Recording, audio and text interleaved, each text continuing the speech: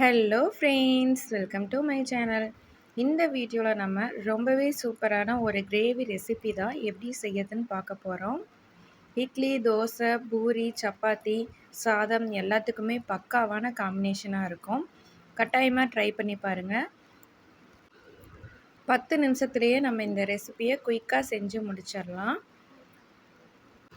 கட்டாயமாக நீங்களும் ஒன்ஸ் இந்த மாதிரி ட்ரை பண்ணி பாருங்கள். டேஸ்ட் வைஸ் ரொம்பவே சூப்பராக இருக்கும்.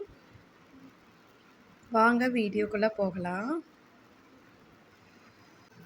ஃபர்ஸ்ட் ஆஃப் ஆல் இந்த ரெசிபி செய்யறதுக்கு ஒரு மிக்சிங் பவுல் எடுத்துக்கோங்க.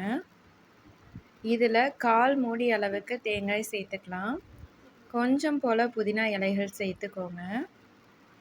4 பல்லு பூண்டு. அடுத்தது இதில் ஒரு சின்ன துண்டு பட்டை சேர்த்துக்கோங்க.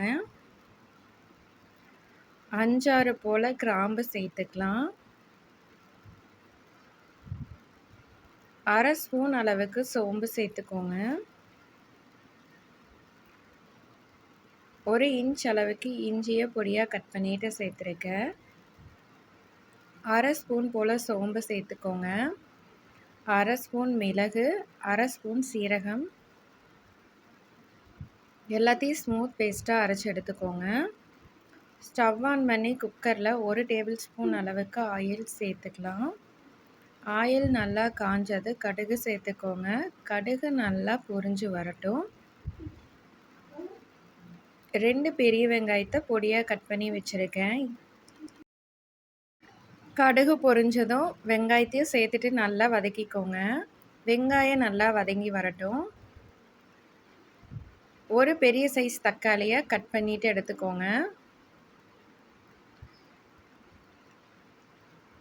மீடியம் சைஸ் தக்காளியாக இருந்தால் 2 தக்காளி எடுத்துக்கோங்க. இது கூடயே 3 கொத்து கருவேப்பிலை, தேவையான அளவு உப்பு சேர்த்துட்டு நல்லா வதக்கிக்கோங்க. தக்காளி நல்லா வதங்கி வரட்டும். 1/4 ஸ்பூன் போல் மஞ்சள் தூள் சேர்த்துக்கோங்க. இந்த ரெசிபி செய்கிறதுக்கு நான் கருப்பு சுண்டல் எடுத்திருக்கேன். இது முன்னாடி நாள் நைட்டே ஊற வச்சுட்டு ஃபில்டர் பண்ணி எடுத்திருக்கேன். கேரட், பீன்ஸ் 2யும் பொடி பொடியாக கட் பண்ணி எடுத்து வச்சுருக்கேன்.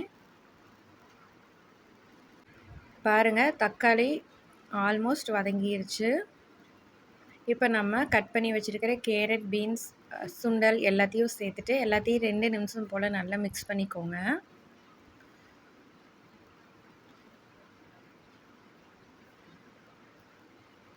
இப்போ நம்ம அரைச்சி வச்சுருக்கிற தேங்காய் பேஸ்ட்டையும் சேர்த்துக்கலாம். உங்களுக்கு கிரேவி நல்லா கெட்டியாக வரணும்னா கொஞ்சம் போல் பொட்டுக்கடலை சேர்த்து அரைச்சிக்கோங்க.